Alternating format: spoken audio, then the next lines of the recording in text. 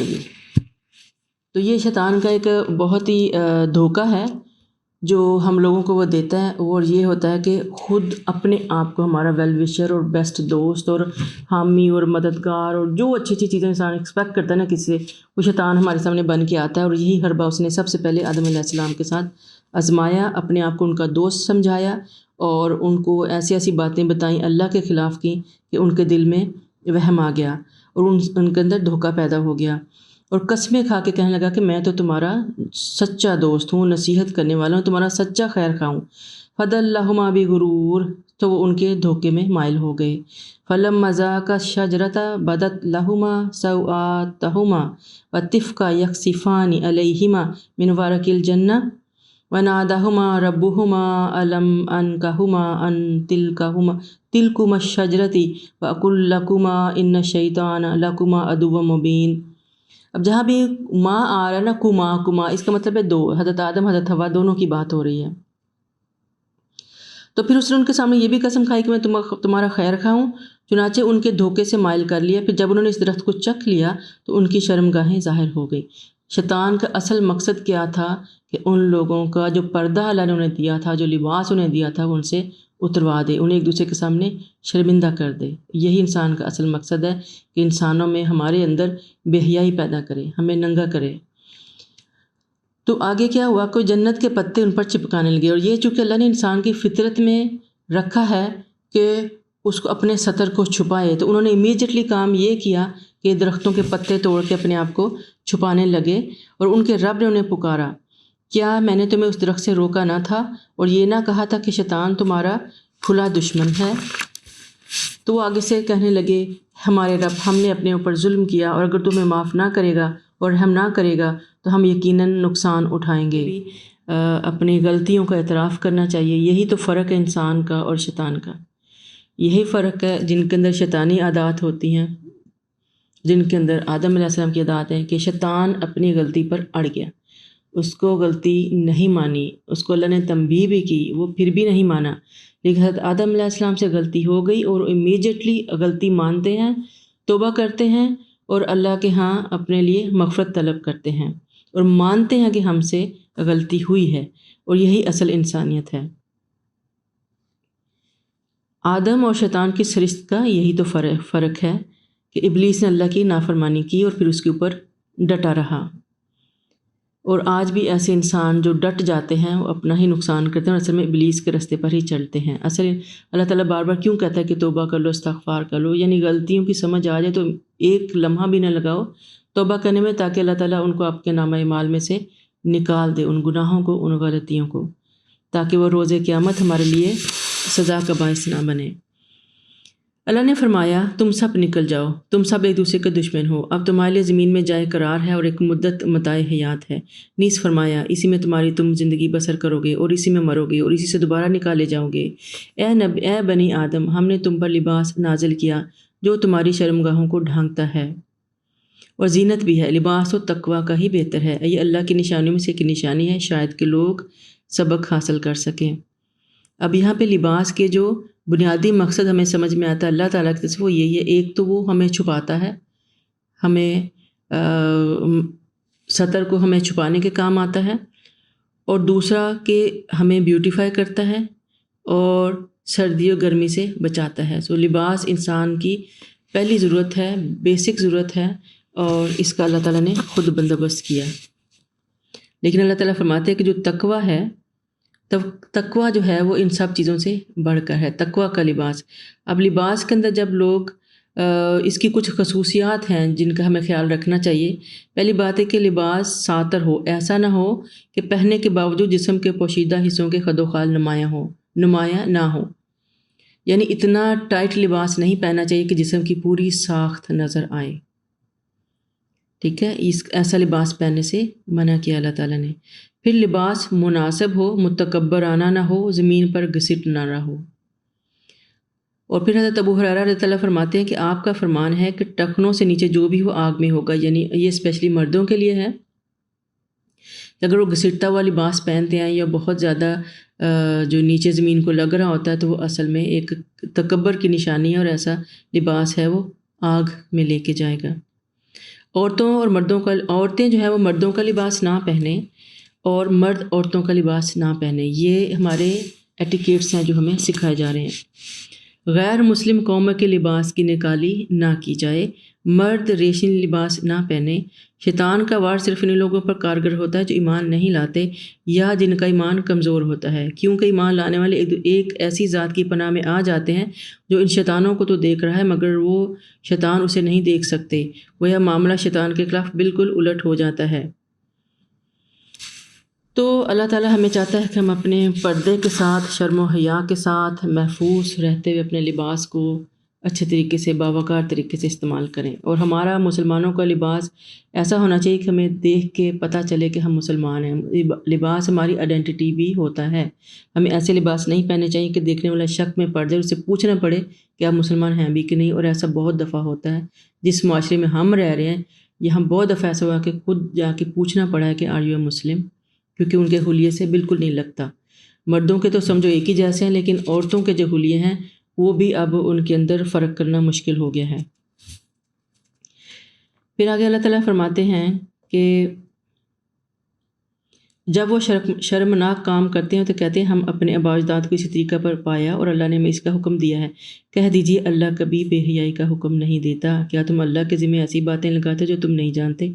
پھر وہی بات کہ جو بھی باتیں ہم اس طرح بھی کر دیتے ہیں کہ ہمارے بزرگوں نے ہمیں کہا کیونکہ انہوں نے یہی کیا، کیونکہ اللہ نے ایسا کہا، تو پھر اللہ تعالیٰ کہتا ہے تم میرے اوپر جھوٹ گڑھ رہے ہو، میں بے حیائی کی باتیں کر ہی نہیں سکتا. کہہ دیجئے کل امر ربی بالقسط، میرے رب نے انصاف کا حکم دیا ہے. وَقِیمُوا وَجُوهَکُمْ عِنْدَ كُلِّ مَسْجِدٍ وَادْعُوهُ مُخْلِصِینَ لَهُ الدِّینَ، اور ہر مسجد میں نماز کو اپنی توجہ اس کی طرف رکھو اور اس کی حاکمیت تسلیم کرتے ہوئے خالصتاً اسی کو پکارو. کما بدأکم تعودون، جیسے اس نے تمہیں پہلے پیدا کیا اسی طرح تم پھر پیدا کیے جاؤ گے. فریقاً ہدا و فریقاً حق علیہم الضلالہ، ایک فریق کو اس نے ہدایت کی، دوسرے فریق کو گمراہی واجب ہوگی کیونکہ انہوں نے اللہ کو چھوڑ کر شیطانوں کو اپنا سرپرست بنا لیا تھا. پھر بھی وہ یہی سمجھ رہے تھے کہ وہ ہدایت پر ہیں. یہی سب سے بڑا دھوکہ ہے انسان کا کہ وہ غلط کاموں کو بھی ایسے کرتا ہے کہ اس کو لگتا ہے کہ وہی ٹھیک ہے. یہ سب سے بڑی بات ہے جو ہمیں حق کو سمجھنے سے روکتی ہے.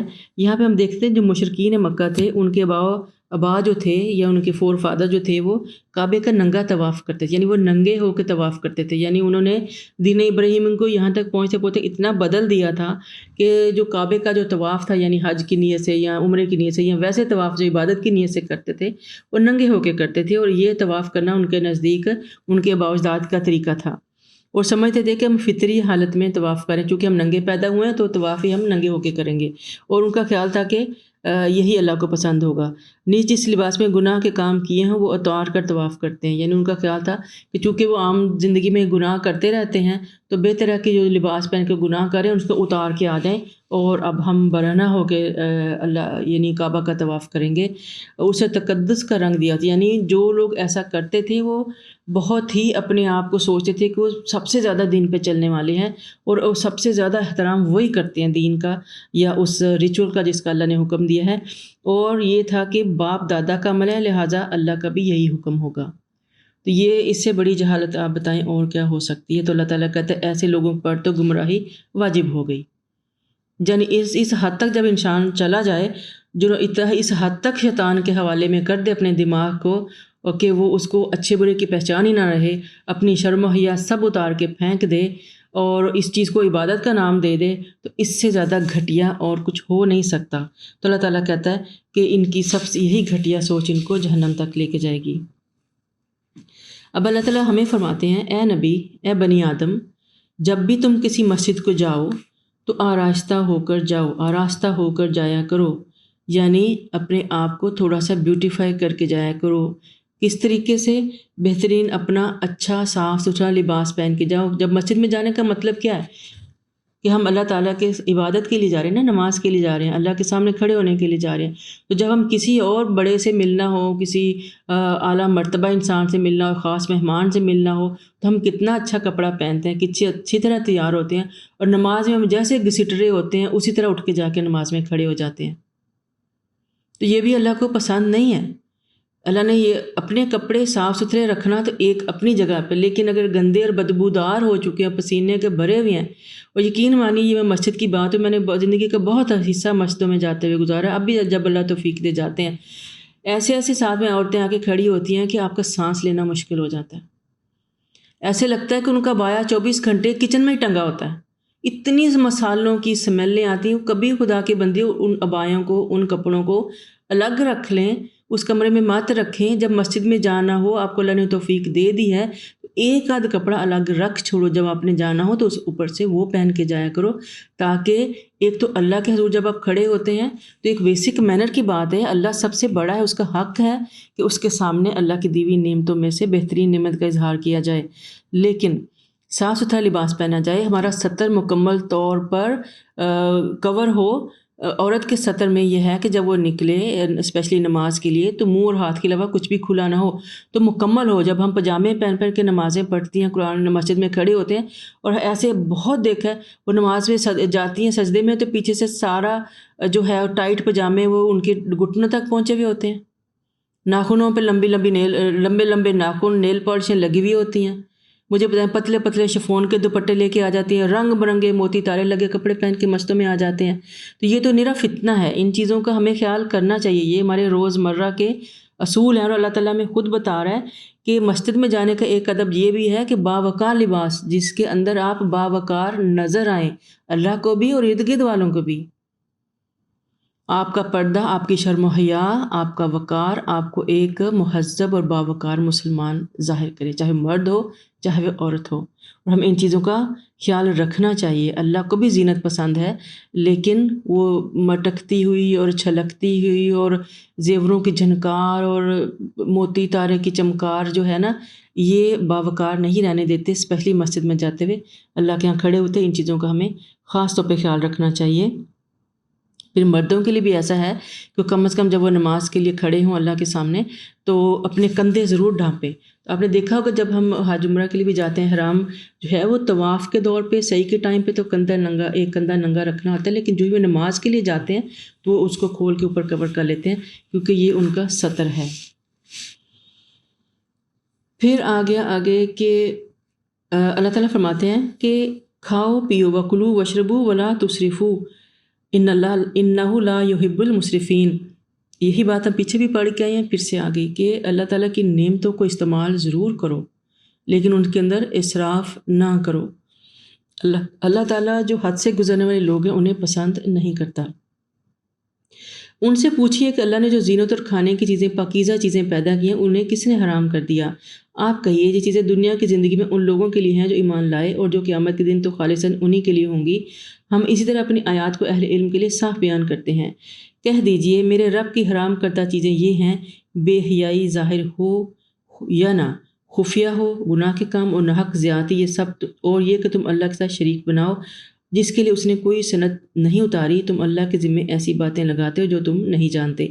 یعنی وہی باتیں پھر سے یہ ریپیٹ ہو رہی ہیں کہ یہ کام نہیں کرنے، یہ اسلام کا حصہ نہیں ہے۔ اللہ نے ان چیزوں سے منع کیا ہے، کھلی بے حیائی سے منع کیا ہے، خفیہ اور گناہ کے کاموں سے منع کیا ہے، بغیر کسی کو حق کے قتل کرنے سے منع کیا ہے، شرک سے اللہ تعالیٰ نے منع کیا ہے، اور ایسی باتیں اللہ کے ساتھ مت جوڑیں جو اللہ نے نہیں نازل کی، اور ان کی کوئی دلیل، کوئی سند آپ کے پاس موجود نہیں ہے۔ ان چیزوں سے بچ کے رہیں، اور ایسی باتیں اللہ کے ذمے مت لگاؤ جو اس نے نہیں کی۔ وَلِكُلِّ أُمَّةٍ أَجْلٌ فَإِذَا جَاءَ أَجْلُهُمْ لَا يَسْتَأْخِرُونَ سَاعَةً وَلَا يَسْتَقْدِمُونَ۔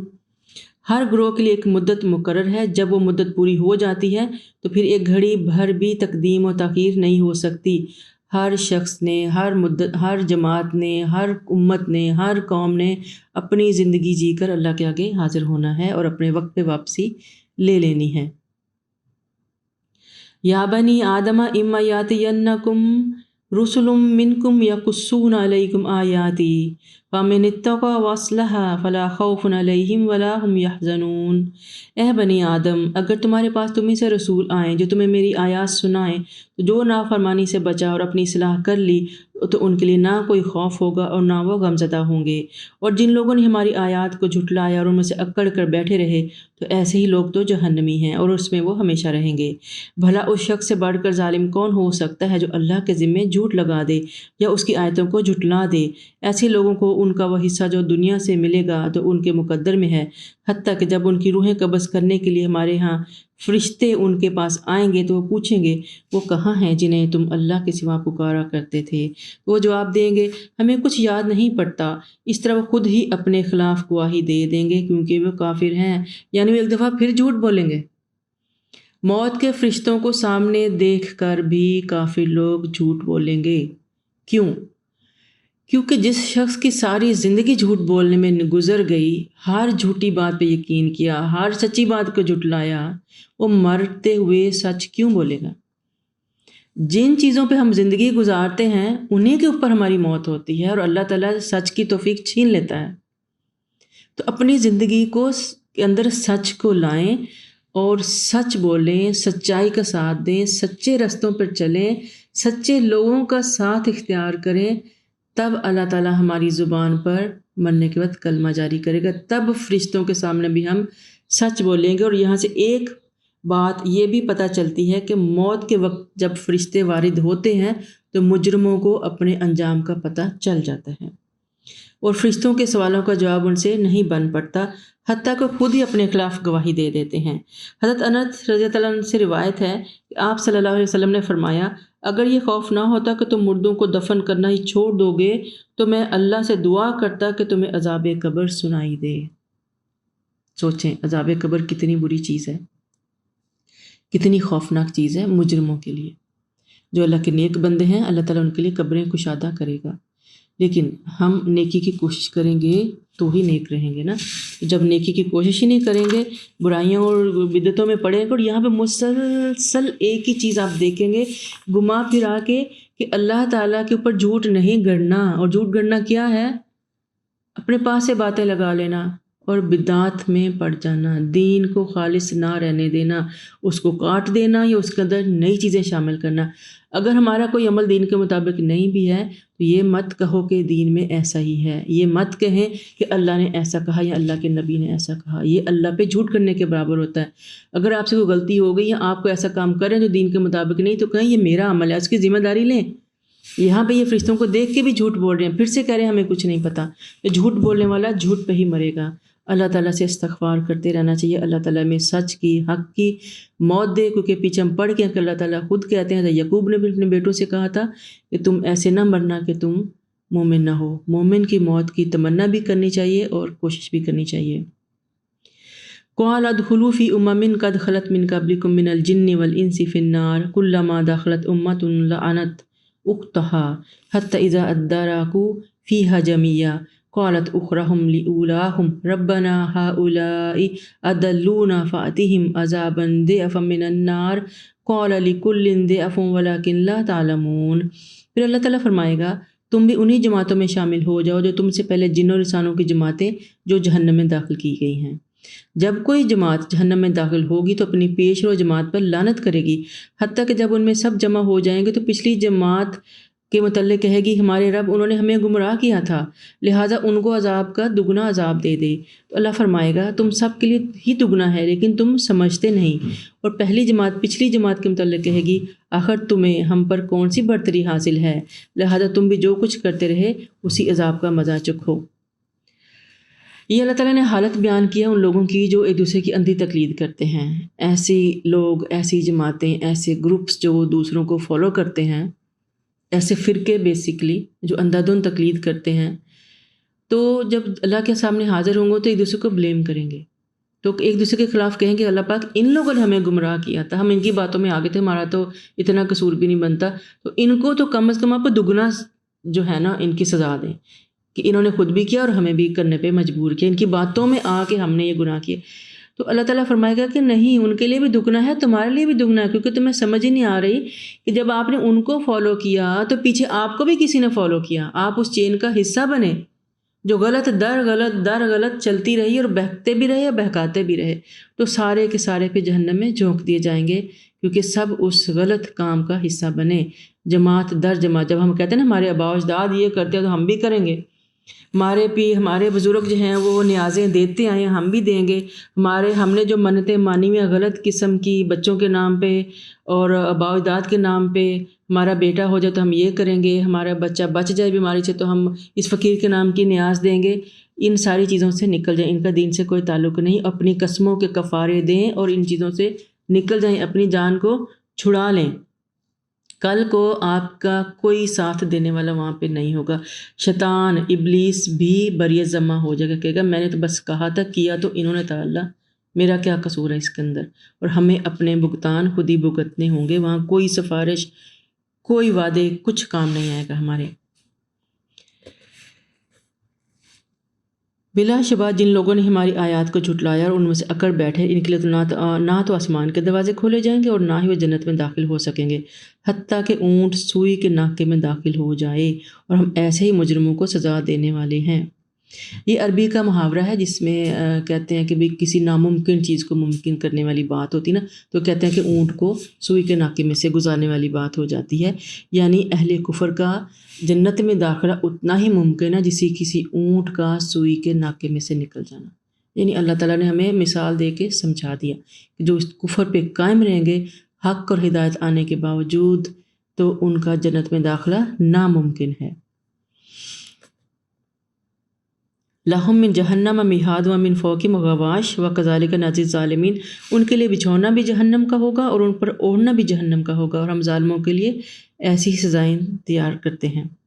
والذین آمنوا وعملوا الصالحات لا نکلف نفسا الا وسعها اولئک اصحاب الجنہ ہم فیہا خالدون۔ سبحان اللہ، اللہ تعالیٰ کی رحمت بہت بے پناہ ہے، اس کی رحمت جو ہے وہ اس کی مشیت کے اوپر حاوی ہے۔ تو اللہ تعالیٰ جہاں پہ جہنم کا اتنا سویر سخت ذکر آیا ہے جہنم کی سزاؤں کا، ساتھ ہی اللہ تعالیٰ کے کیا فرماتے ہیں، البتہ جو لوگ ایمان لے آئے اور نیک اعمال کیے تو ہر اس شخص کو اس کی طاقت کے مطابق ہی مکلف بناتے ہیں۔ یعنی میرے جو احکامات ہیں اللہ تعالیٰ کے، وہ ایسے نہیں کہ کوئی ان کو فالو نہ کر سکے، اور آزمائشیں بھی اللہ تعالیٰ کسی بندے پہ اتنی ہی ڈالتا ہے جتنی کہ وہ اٹھا سکتا ہے، اور آزمائشیں ہمارے تزکیہ کے لیے اللہ تعالیٰ بعض اوقات بھیجتا ہے تاکہ ہم اس میں سے پاس ہوں، ہمارا صبر، ہمارا شکر اللہ تعالیٰ کے سامنے ظاہر ہو جائے اور اللہ ہمارے درجے بلند کرے، تاکہ ہم اللہ تعالیٰ ہمیں جنت کا حقدار بنائے۔ اللہ تعالیٰ کہتے ہیں ایسے لوگوں کے لیے ہی، یہی لوگ تو اہل جنت ہیں، اور ہم فیہا خالدون، اور وہ اس کے اندر ہمیشہ ہی رہا کریں گے۔ ان اہل جنت کے دلوں میں اگر کچھ قدورت ہوگی تو ہم اسے نکال دیں گے، ان کے نیچے نہریں جاری ہوں گی، اور وہ کہیں گے تعریف اللہ ہی کے لیے ہے جس نے ہمیں جنت کی یہ راہ دکھائی، اور اگر اللہ ہمیں ہدایت نہ دیتا تو ہم ہدایت نہ پا سکتے تھے، اور ہمارے رب کے رسول واقعی حق لے کر آئے تھے، وسعت ندا آئے گی، تم اس جنت کے وارث بنا دیے گئے ہو اور ان اعمال کے بدلے میں جو تم کرتے رہتے۔ اللہم آمین۔ اللہ تعالیٰ ہم سب کو اللہ تعالیٰ جنت کا وارثوں میں بنائے، آمین۔ ہمارے اعمال کو نیک بنائے اور ہمیں خصوصاً بدعات سے محفوظ رکھے، جو ہم ایک ایسے غیر محسوس طریقے سے ان میں شامل ہو جاتے ہیں، ہمیں پتہ بھی نہیں چلتا، اور ہم شرک کے مرتکب ہو جاتے ہیں، اور شرک کا ٹھکانہ جہنم ہی ہے۔ اور یہاں پہ ایک بات یہ کہ جنت میں یہاں اللہ تعالیٰ کہتا ہے نا کہ ایک دوسرے سے کوئی غل، یعنی ایک دوسرے کے خلاف کوئی کینہ نہیں رکھیں۔ ہم دنیا میں جو اللہ تعالیٰ ہمیں نعمتیں دیتا ہے، جو وہ چیز دوسرے کے پاس ہم سے بڑھ کر اور ہمارے دل میں آتا ہے، اور جو لوگ مسلسل آزمائش میں رہتے ہیں وہ اکثر کہتے ہیں کہ میں ہی کیوں پھنسا رہتا ہوں، اس کو تو اللہ ہر چیز دے رہا ہے، اس کو تو بچے بھی دیے مجھے کیوں نہیں دیے، اس کے تو 10 ہے میرا ایک بھی کیوں نہیں، اس کے تو 6 بیٹے ہیں میرا ایک بھی کیوں نہیں۔ ہم مقابلے بھی کرتے ہیں، جلتے بھی ہیں، حسد بھی کرتے ہیں، چغلی بھی کرتے ہیں، اور رشک بھی کرتے ہیں۔ تو اللہ تعالیٰ کہتے ہیں کہ جنت میں بھی درجے ہیں، ہم پہلے بھی پڑھ کے آئے ہیں، جنت کے 100 درجے بھی ہیں یا اس سے زیادہ بھی ہو سکتے ہیں، تو وہ درجے انسان کے اپنے عملوں کی بنیاد پر دیے جائیں گے، ٹھیک ہے۔ جنت میں داخل ہم اللہ کی رحمت سے ہوں گے، لیکن آگے جو ہمارا جو لیول ہے اللہ تعالیٰ کی طرف سے جو ہمارے لیے ایلوکیٹ ہوگا وہ ہمارے اپنے عملوں کی بیس پر ہوگا۔ ظاہر ہے انبیاء کے اپنے درجے ہوں گے، صدیقین کے اپنے درجے ہوں گے، شہداء کی اپنی منزلیں ہوں گی، صالحین کے اپنے، ہمارے جیسے عام لوگوں کے اپنے درجے ہوں گے۔ لیکن اللہ تعالیٰ کہتا ہے کہ ایون تو وہاں بھی درجے ہی ہوں گے، لیکن پھر بھی جنتی لوگ جنت کو پا کر اتنے خوش اور مطمئن ہوں گے کہ ان کے دلوں میں ایک دوسرے کے لیے کوئی کدورت نہیں ہوگی، سب خوش ہوں گے وہاں پہ۔ جنت ایسی جگہ ہے جہاں پہ صرف خوشی ہی خوشی، سلامتی ہی سلامتی ہوگی، فرشتے آتے جاتے رب کا سلام پہنچائیں گے، لوگ ایک دوسرے کو سلام کریں گے، سلامتی کی دعائیں دیں گے، انشاءاللہ آمین۔ اور اہل جنت اہل جہنم کو پکار کر پوچھیں گے کہ ہم نے تو وعدوں کو سچا پایا جو ہم سے ہمارے رب نے کیے تھے، کیا تم سے تمہارے رب نے جو وعدے کیے تھے تم نے انہیں سچا پایا؟ کہیں گے ہاں۔ پھر ان کے درمیان ایک پکارنے والا پکارے گا، ظالموں پر اللہ کی لعنت ہو، اور جو لوگوں کو اللہ کی راہ سے روکتے اور اس میں کجی پیدا کرنا چاہتے تھے اور آخرت کے منکر تھے، دونوں کے درمیان ایک اوٹ ہوگی، اور اعراف پر کچھ آدمی ہوں گے جو ہر ایک کو اس کی پیشانی سے پہچانتے ہوں گے۔ وہ اہل جنت کو پکاریں گے کہ تم پر سلامتی ہو، یہ جنت میں داخل نہ ہوں گے البتہ اس کی امید رکھتے ہوں گے، اور جب ان کی نگاہیں اہل جہنم کی طرف پھیری جائیں گی تو وہ کہیں گے ہمارے رب ہمیں ان ظالم لوگوں میں شامل نہ کرنا، اور یہ اہل اعراف کچھ لوگوں کو ان کی پیشانیوں سے پہچان کر آوازیں دیں گے، آج نہ تمہاری جمعیت تمہاری کچھ کام آئی اور نہ جن پر تم تکبر کرتے تھے۔ کیا یہ وہی نہیں جن کے متعلق تم قسمیں کھاتے تھے کہ اللہ انہیں اپنی رحمت سے کچھ نہ دے گا؟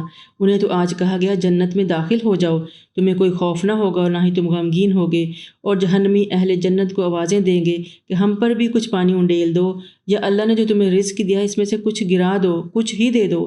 تو وہ کہیں گے بلا شبہ اللہ نے یہ چیزیں کافروں پر حرام کی ہیں جنہوں نے اپنے دین کو کھیل اور تماشا بنا رکھا تھا اور دنیا کی زندگی نے انہیں دھوکے میں ڈال رکھا تھا، لہٰذا آج ہم انہیں بھلا دیں گے جیسے انہوں نے اس ملاقات کے دن کو بھلا رکھا تھا اور ہماری آیتوں کے منکر تھے۔ یہ ساری آیتیں یہاں سے جو ہے اصحاب اعراف کا پتہ چلتا ہے، ایک جگہ جو اعراف والی ہے اس کا پتہ چلتا ہے، اور یہ وہاں پہ یہ سارے انسان جب اپنے اپنے حساب و کتابوں سے نکل کے اپنی اپنی جگہوں پہ کھڑے ہو جائیں گے، جنت میں جانے والے ادھر ہو جائیں گے، تو پھر اللہ تعالیٰ ان کے اندر سے حجاب ایک پردہ اٹھا دے گا اور وہ آپس میں اس کو پہچانیں گے اور باتیں کریں گے، اور ان کی جو باتیں ہیں وہ اللہ تعالیٰ نے ہمارے سامنے رکھ دی ہیں کہ وہاں پہ کیا کیا باتیں ہوئیں گی۔ تو ہمیں یہ تو پتہ کہ ہر امت میں، ہر دنیا میں، ہر فرقے میں آج بھی ایسے لوگ ہمیشہ موجود ہوتے ہیں جو دین والوں کا مذاق اڑاتے ہیں۔ دین کا مذاق اپنی جگہ، دین والوں کا مذاق اڑاتے ہیں، ان کے حلیے کا، ان کے طور طریقے کا، انہیں بیکورڈ کہا جاتا ہے۔ بہت سے لوگوں کو میں نے دیکھا، عورتوں کو جو عبایا لینا چاہتی صرف اس لیے نہیں لیتی کہ لوگ انہیں بیکورڈ کہیں گے یا غریب غربا تسلیم کریں گے یا مڈل کلاس کہیں گے۔ لوگ بعض اوقات آ کے کہتے ہیں ہمارا جی چاہتا ہے پہننے کو عبایا، لیکن ہمیں لگتا ہے کہ ہمیں عبایا سوٹ نہیں کرے گا، ہمیں اچھا نہیں لگے گا۔ اب میری بات سنیں، یہاں تو سارا عبایا کا مقصد ہی فوت ہو گیا نا۔ عبایا فیشن کے لیے، اچھا لگنے کے لیے تو نہیں پہنا جاتا، یا پردہ اس لیے تو نہیں کیا جاتا کہ آپ اچھا لگے۔ عبایا تو اس لیے پہنا جاتا ہے کہ آپ کور ہو جائیں، آپ کی بیوٹی چھپ جائے، کیونکہ اللہ نے اس کا حکم دیا ہے۔ تو یہ ہماری اپنی ہی من گھڑی ہوئی باتیں ہوتی ہیں، کیونکہ ہم ان لوگوں سے ڈر جاتے ہیں جو ہمارا مذاق اڑاتے ہیں۔ ان لوگوں کے ڈر کی وجہ سے ہم کھل کے وہ نہیں کرنا چاہتے۔ جو سچا مسلمان ہے، جس نے اسلام، جس کی تربیت اسلام کی بنیاد پہ ہوئی ہے، وہ وقتاً تو بھٹک سکتا ہے، دنیا کے اثر میں وہ سب کچھ کرتا جائے گا، لیکن اس کے دل کے اندر ایک جو اللہ تعالیٰ نے ایک ٹک ٹک لگائی ہوئی ہے نا، وہ اس کو رہتی ہے، اس کو پتہ ہوتا ہے، ہر بندے کو پتہ ہوتا ہے وہ کیا صحیح کر رہا ہے اور کیا غلط کر رہا ہے۔ کبھی کبھار تو غلطیاں ہو جاتی ہیں، لیکن جو ہم جان بوجھ کے مستقل کر رہے ہوتے ہیں ہمیں ان کا پتہ ہوتا ہے۔ تو یہاں پہ وہ 3 قسم کے گروہ جن کی بات ہمارے سامنے آ گئی، ایک اہل جنت ہوں گے جو اپنے ساری چیزوں سے بھگت کے جنت کے وارث بن گئے، کچھ جہنمی ہوں گے، اور کچھ ہوں گے اصحاب اعراف، ایسے لوگ جن کا بھی فیصلہ نہیں ہوا، جن کے مال سمجھو ایک طرح کے برابر ہیں اور وہ درمیان میں کھڑے ہیں، نہ ادھر کے ہیں نہ ادھر کے ہیں۔ تو ان کا کیا ہوگا، اس کے بارے میں بہت سے اقوال آتے ہیں۔ رائج قول یہی ہے کہ یہ وہ لوگ ہوں گے جن کی نیکیاں اور گناہ برابر ہوں گے۔ ایک جانب اہل جنت کو ان کے نورانی چہروں سے پہچان لیں گے، اور دوسری طرف اہل جہنم کو ان کے ملعون چہروں سے بھی وہ، اور کالی کلوٹی رنگت، کیونکہ جہنمیوں کے چہرے اللہ تعالیٰ کالے سیاہ کر دے گا، اور جو جنتی ہیں ان کے چہرے نور سے چمک رہے ہوں گے۔ تو اہل اعراف درمیان میں ہوں گے، وہ دونوں سائڈوں کے لوگوں کو پہچان لیں گے، اور دونوں کی سے وہ بولتے بھی ہیں، باتیں بھی کر رہے ہیں، ڈائلاگ بھی کر رہے ہیں، اور ابھی ہم نے سارے ڈائلاگ ہی پڑھے ہیں ان کے کہ ہو کیا رہا تھا وہاں پہ۔ تو بیسکلی بات یہی ہے کہ ساری باتیں ہوگا ہر کسی کے ساتھ وہی جو اللہ چاہتا ہے، اور اللہ نے رائے ہدایت دے دی ہے، جو اپنی اصلاح کر لے گا وہ جنتوں میں چلا جائے گا۔ اور ان اصحاب اعراف کے بارے میں کہا جاتا ہے کہ چونکہ یہ اللہ تعالیٰ سے اچھائی کی امیدیں رکھتے ہوں گے اور جنت کی امیدیں رکھتے ہوں گے، تو اللہ تعالیٰ ان کو الٹیمیٹلی پھر جنت میں داخل کر دے گا۔ لیکن جو جہنمی ہیں وہ منتیں کریں گے، ترلے کریں گے کہ کوئی ہمارے اوپر کم از کم جو نعمتیں تمہیں ملی ہیں ایک گلاس پانی کا ہمارے اوپر ڈال دو، کچھ دیر کے لیے آگ بجھ جائے، کچھ دیر کے لیے ہم پی لیں۔ تو کہیں گے کہ سوری، یہ اللہ تعالیٰ کافروں کے لیے نعمتیں اس نے نہیں رکھی، تو یہاں بھی نہیں ملے گا، وہاں بھی نہیں ملے گا۔ وَلَقَدْ جِئْنَاهُمْ بِكِتَابٍ فَصَّلْنَاهُ عَلَىٰ عِلْمٍ هُدًى وَرَحْمَةً لِقَوْمٍ يُؤْمِنُونَ، ہم ان کے پاس کتاب لائے ہیں جسے ہم نے علم کی بنا پر مفصل بنا دیا ہے، یعنی اس کتاب میں اللہ تعالیٰ نے ہر تفصیل درج کر دی ہے اور قبل از وقت ہمیں بتا دی ہے۔ قبل از وقت کیا ہے؟ ہمیں مرنے کے بعد کے حالات ابھی ہم نے فیس تو نہیں کیے نا، لیکن اللہ تعالیٰ نے ہمیں ابھی کھول کھول کے بتا رہا ہے نا۔ یہ اصحاب اعراف کا قصہ میں کیا سمجھاتا ہے؟ ابھی ہم پیچھے قبر کے حالات پڑھ کے آئیں گے، فرشتے آئیں گے، موت والے حالات پڑھ کے آئیں نا، تو اللہ تعالیٰ نے ہر چیز جو ہو سکتی ہے، جو ہونے والی ہے ہر مرنے والے کے ساتھ، اللہ تعالیٰ کہتا ہے اس کتاب کے اندر میں نے اپنے علم کی بنا پر اس کو آپ کو تفصیلاً بتا دیا ہے، سب حالات کی خبر قبل از وقت کر دی ہے۔ اور یہی ہمارا ایمان بالغیب ہے، ان سین چیزوں کے اوپر ایمان، اللہ پہ ایمان، اس کے فرشتوں پہ ایمان، اس کی کتابوں پہ ایمان، روز آخرت پر ایمان، بعد کی موت کے بعد کی زندگی پہ ایمان۔ یہ ایمان ہمارے ایمان کا حصہ ہے، اس کے بعد ہمارا ایمان کمپلیٹ ہی نہیں ہوتا۔ تو یہ بھی بتا دیا کہ جو ان چیزوں پہ چلیں گے وہ مومن ہے، اور مومنوں کا انجام اللہ تعالیٰ نے بتا دیا، اور جو کفر کا کیا نتیجہ ہو سکتا ہے وہ بھی اللہ تعالیٰ نے بتا دیا۔ یہ سارا کچھ ہمارے سامنے اور ہم پڑھ رہے ہیں۔ جو پڑھ جاتا ہے ایک دفعہ پھر اس کے پاس کوئی حجت باقی نہیں رہتی۔ حل ینظرون الا تاویلہ، یہ لوگ کہ اب اس کے انجام کے منتظر ہیں۔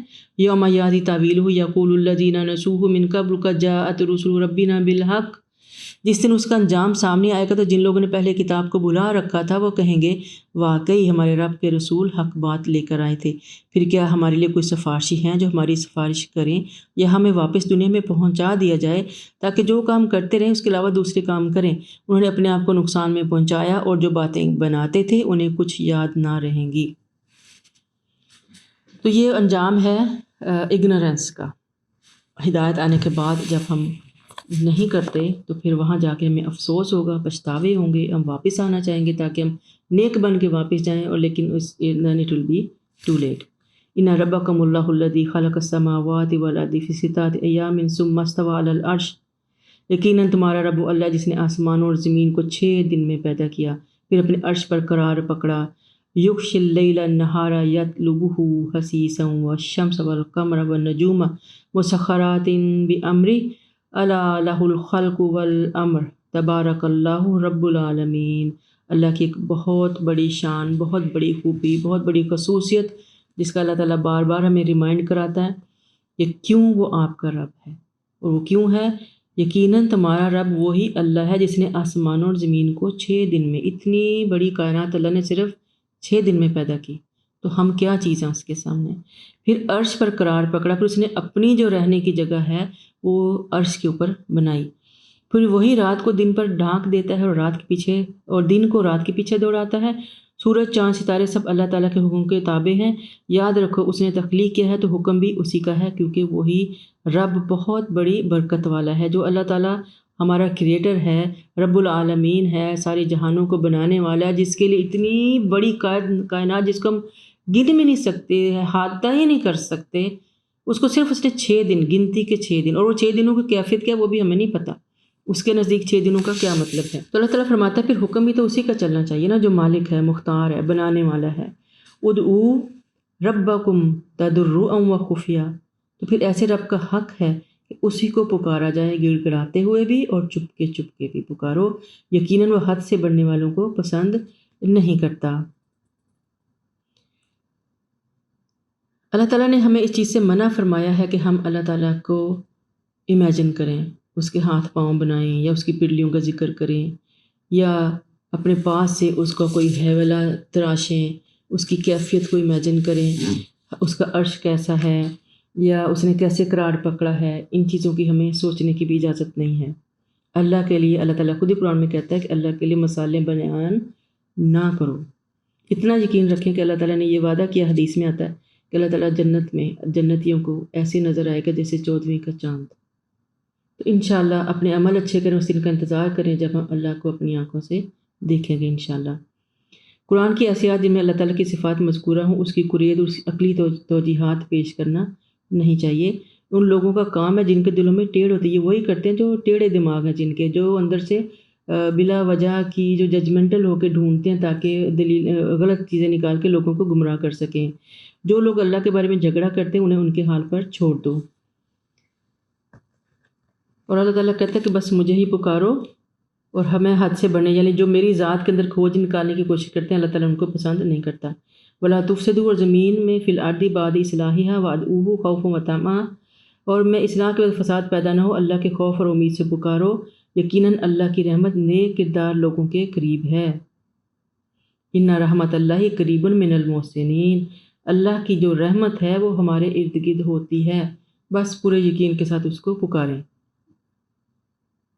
وَهُوَ الَّذِي يُرْسِلُ الرِّيَاحَ بُشْرًا بَيْنَ يَدَيْ رَحْمَتِهِ حَتَّى إِذَا أَقَلَّتْ سَحَابًا ثِقَالًا سُقْنَاهُ لِبَلَدٍ مَّيِّتٍ فَأَنزَلْنَا بِهِ الْمَاءَ فَأَخْرَجْنَا بِهِ مِن كُلِّ الثَّمَرَاتِ كَذَلِكَ نُخْرِجُ الْمَوْتَىٰ لَعَلَّكُمْ تَذَكَّرُونَ۔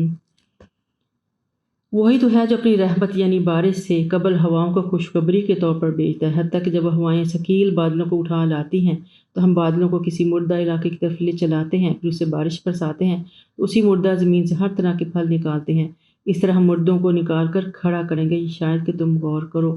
اللہ تعالیٰ اپنی ایک اور نشانی کے ذریعے ہم سامنے سمجھانے کی کوشش کر رہا ہے کہ آخرت قائم ہوگی، تم لوگوں کو زندہ کیا جائے گا۔ یعنی جیسے میں ایک بارش کے ذریعے مردہ زمین میں سے پھل سبزے اگا لیتا ہوں، آپ دیکھا کہ پہاڑوں پر بھی اگے ہوئے ہوتے ہیں، تو وہ بھی ایک زندگی ہے جو اللہ بخش رہا ہے ان کو، وہ بالکل مرے پڑے ہوتے ہیں، پانی ڈالتا رہا تو زندگی ہے، تو اللہ تعالیٰ کہتے ہیں میں آپ لوگوں کو بھی واپس زندہ کر لوں گا۔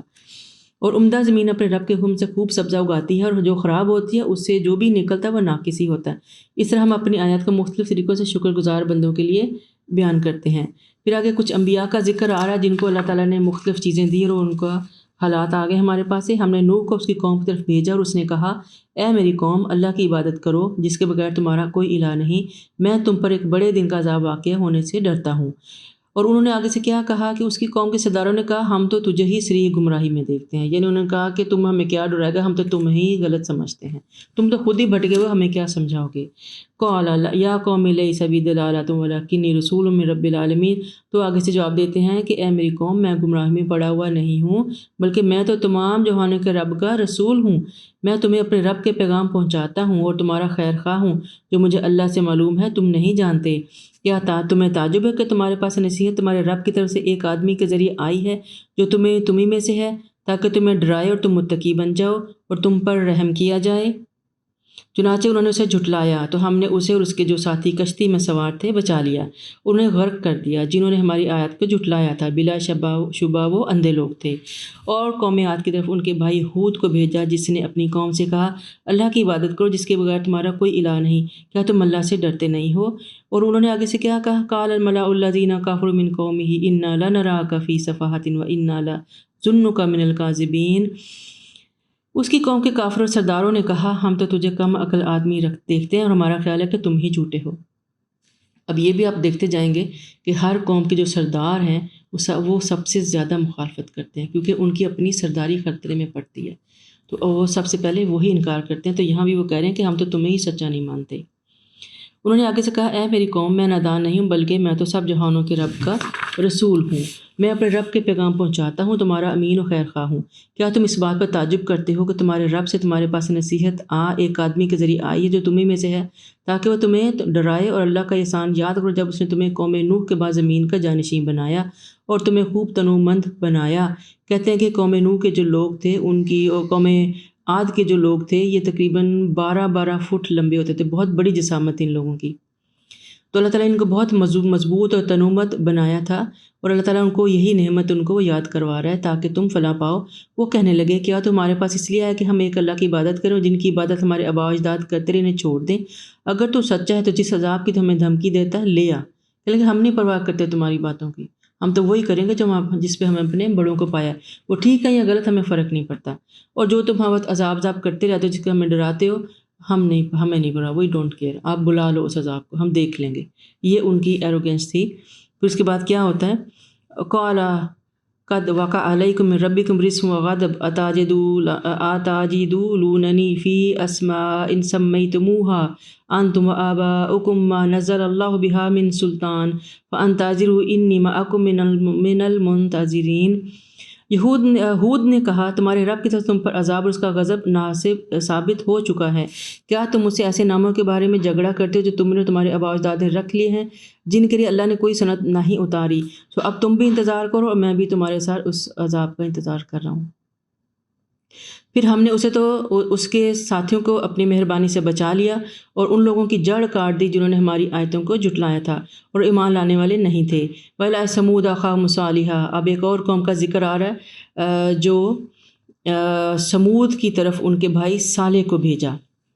قَالَ يَا قَوْمِ اعْبُدُوا اللَّهَ مَا لَكُم مِّنْ إِلَٰهٍ غَيْرُهُ، اللہ کی عبادت کرو، اے قوم اللہ کی عبادت کرو جس کے بغیر تمہارا کوئی الہ نہیں، تمہارے پاس تمہارے رب کی طرف سے واضح معجزہ آ چکا ہے۔ هَٰذِهِ نَاقَةُ اللَّهِ لَكُمْ آیَةً فَذَرُوهَا تَأْکُلْ فِی أَرْضِ اللَّهِ وَلَا تَمَسُّوهَا بِسُوءٍ فَیَأْخُذَکُمْ عَذَابٌ أَلِیمٌ۔ تو یہ ایسی قوم تھی جنہوں نے بھی اس نبی سے بھی معجزہ مانگا تھا کہ ایک اونٹنی کو پہاڑ میں سے نکالا جائے، تو اب وہ اونٹنی آ گئی، تو اب ان سے کہتے ہیں کہ اللہ کی اونٹنی جو معجزے کے طور پر تمہارے سامنے آ چکی ہے، تو اب اس کو اللہ کی زمین پر چڑھنے کے لیے چھوڑ دو اور اسے کسی برے ارادے سے ہاتھ نہ لگانا، ورنہ المناک عذاب تمہیں آ جائے گا۔ یہ ہم پڑھتے ہیں کہ جب بھی اللہ تعالیٰ معجزے بھیجتا ہے ان کی ہٹ درمیوں کے باوجود، تو ساتھ میں پھر معجزوں کو ماننے کے باوجود وہ معجزے ہی اصل میں ان کے لیے ٹیسٹ ہوتے ہیں، جب وہ ان کو نہیں مانتے تو پھر اللہ کا عذاب آتا ہے۔ یہ لوگ کیا کرتے ہیں کہ اس اونٹنی کے معجزے کے ساتھ انہوں نے برا سلوک کیا، اور وہ کیا کرتے ہیں کہ وہ وقت یاد کرو جب قوم عاد کے بعد تمہیں اللہ نے جانشین بنایا اور تمہیں اس علاقے میں آباد کیا، تم زمین کے ہموار میدانوں میں محل بناتے ہو اور پہاڑوں کو تراش تراش کر گھر بنا لیتے ہو، لہٰذا اللہ کے احسانات کو یاد کرو اور زمین میں فساد نہ مچاتے پھرو۔ اس قوم کی جو ہیں سردار، انہوں نے پھر آگے سے کیا کہتے ہیں، متکبر لوگ جو ایلیٹ کلاس ہوتی ہے نا ہر قوم کی، یہ ان کے ہمیشہ یہی سب سے آگے بڑھ بڑھ کے بولتے ہیں۔ تو اس قوم کے لیڈ کلاس کہنے لگی کہ ان کمزور لوگوں کو جو ان میں سے ایمان لا چکے تھے، کہا تم یقیناً جانتے ہو کہ صالح اپنے رب کا رسول ہے۔ وہ کہنے لگے جو کچھ اسے دے کر بھیجا گیا ہم تو اس پر ایمان رکھتے ہیں۔ تو وہ متکبر کہنے لگے جس بات پر تم ایمان لائے ہو ہم تو اسے ماننے والے نہیں۔ چنانچہ انہوں نے اونٹنی کو مار ڈالا۔ وہ اللہ کا معجزہ تھی، اللہ کی نشانی تھی، ان کو کلیئرلی بتایا گیا تھا کہ اس کو ہارم نہیں کرنا، اس اونٹنی کو نقصان نہیں پہنچانا۔ انہوں نے کیا کیا کہ اس اونٹنی کو مار ڈالا، اپنے رب کے حکم سے سرتابی کی اور کہنے لگے صالح اگر تو رسول ہے تو جس عذاب کی تو ہمیں دھمکی دیتا ہے وہ لیا۔ آخر زلزلے نے انہیں آ لیا اور اپنے گھروں میں اوندے پڑے کے پڑے رہ گئے۔ فتولی عنہم وقال یا قوم لقد ابلغتکم رسالات ربی ونصحت لکم ولکن لا تحبون الناصحین۔ پھر صالح یہ کہتا ہوا ان کے ہاں سے چلا گیا، اے قوم میں نے تمہیں اپنے رب کا پیغام پہنچا دیا تھا اور تمہاری خیر خواہی بھی کی تھی، لیکن تم خیر خواہی کرنے والوں کو پسند ہی نہیں کرتے۔ اور لوط نے جب اپنی قوم سے کہا تم بے حیائی کا وہ کام کرتے ہو جو تم سے پہلے اہل عالم میں سے کسی نے بھی نہیں کیا، تم شہوت رانے کے لیے عورتوں کو چھوڑ کر مردوں کے پاس آتے ہو تو تم تو حد سے بڑے ہوئے لوگ ہو۔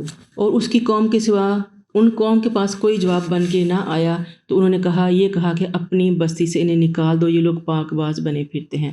یعنی اب ان کے پاس جواب تو نہیں تھا ساری چیز کا، انہیں بھی پتہ تھا وہ غلط کر رہے ہیں، لیکن اب ان کے پاس کیونکہ وہ زور آور تھے تو انہوں نے کہا کہ یہ لوگ جو اپنے آپ کو بڑے پاک صاحب بنے پھرتے ہیں انہیں کو نکالو یہاں سے۔ فَأَنجَيْنَاهُ وَأَهْلَهُ إِلَّا امْرَأَتَهُ كَانَتْ مِنَ الْغَابِرِينَ، چنانچہ ہم نے لوط اور اس کے اہل کو بچا لیا، پھر اس کی بیوی کے پاس، اور باقی ماندہ لوگ ہلاک ہونے والوں میں سے تھی۔ یعنی ان کی بیوی جو تھی وہ ان لوگوں میں شامل تھی جو غلط کام کرتے تھے، ان کے ساتھ تھی، تو وہ انہی کے ساتھ عذاب کی مستحق ہو گئی۔ وَأَمْطَرْنَا عَلَيْهِمْ مَطَرًا فَانظُرْ كَيْفَ كَانَ عَاقِبَةُ الْمُجْرِمِينَ، اور ان کے اوپر پتھروں کی بارش برسائی، پس دیکھ لیجئے مجرموں کا انجام کیسا ہوا۔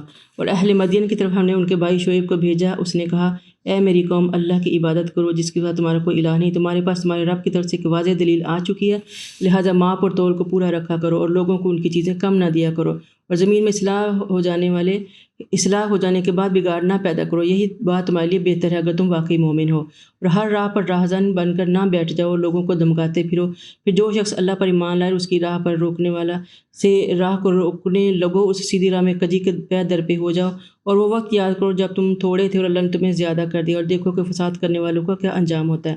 ہر امت کا ایک اپنا ہی ٹیسٹ تھا، اور ان لوگوں کا ٹیسٹ یہ تھا، یہ باز نہیں آتے تھے، ناپ تول میں کمی بیشی کرتے تھے، اور اللہ تعالیٰ نے ان کو بار بار وارن کیا تھا کہ ناپ تول میں کمی بیشی نہ کرو ورنہ عذاب آئے گا۔ تو اس کے بعد یہ لوگ بھی عذاب کا شکار ہوتے ہیں۔ اور اگر تم میں سے ایک فریق ایسا کہ جو کچھ مجھے دے کر بھیجا گیا ہے اس پر ایمان لے اور دوسرا نہیں لایا تو صبر کرو حتیٰ کہ اللہ ہمارے درمیان فیصلہ کر دے، وہی سب سے فیصلہ کرنے والا ہے۔ یہ حضرت شعیب علیہ السلام کی قوم تھی جو حضرت موسیٰ کے سسر تھے۔ 10 سال تک حضرت موسیٰ ان کی خدمت میں رہ کر تربیت حاصل کرتے رہے۔ یہ لوگ چونکہ خود کو حضرت ابراہیم کے پیرو سمجھتے تھے تو حضرت شعیب نے انہیں لحاظ سے مخاطب کر کے فرمایا کہ تمہارے پاس ابراہیم کے صحائف اور تعلیمات آ چکی ہیں، پھر تم شرک میں مبتلا کیسے ہو گئے؟ تو شرک اور ماپ توب میں کمی بیشی دونوں حقیقت میں دنیا میں فساد کا باعث بنتے ہیں، اور ان چیزوں سے اللہ تعالیٰ نے منع کیا ہے۔ الحمدللہ یہ آج ہمارا 8واں پارہ مکمل ہوتا ہے، اسی پہ میں ختم کرتی ہوں۔